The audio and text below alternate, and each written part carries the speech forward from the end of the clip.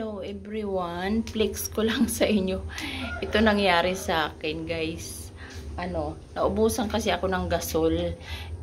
Nahugasan ko na ngayon yung aking bigas.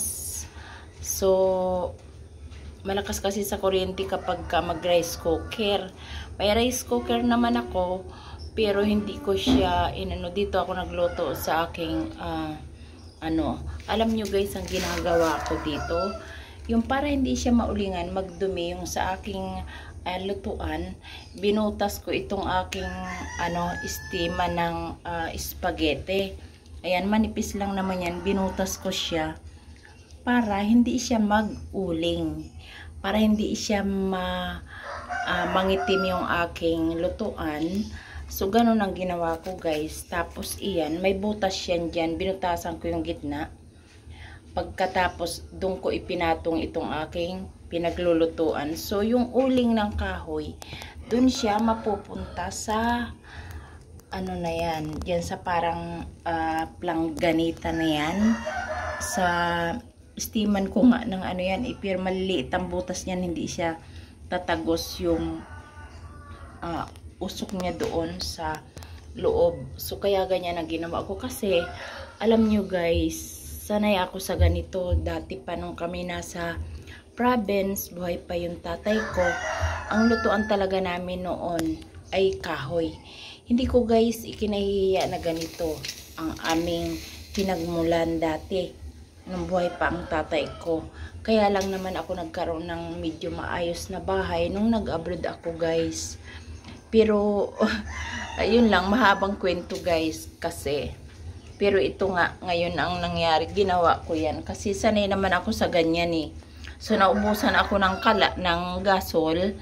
Kaya, ganyan ang ginawa ko. So, diba, tipid. At, okay lang. Ayan, may kahoy ako dyan. Marami namang kahoy. Kaya, ayan. Kaluto na ako. Kita nyo yan, guys. Oh, ayan.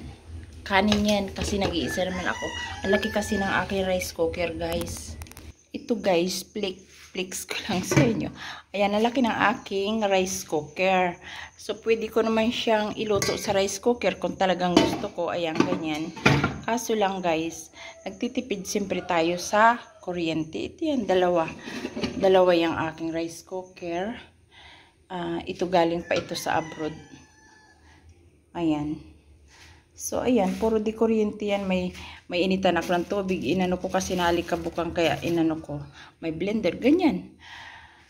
Pero hindi ko siya ginagamit, guys, kasi malakas yan sa kuryente. So, magtitipid tayo kasi tumaas ang kuryente.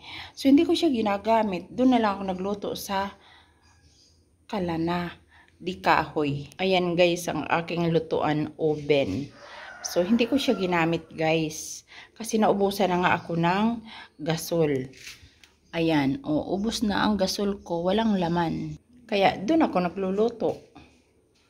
O, diba, guys? Kailangan tayo, kahit meron tayong pwedeng paglutuan dyan sa medyo, na yan, class.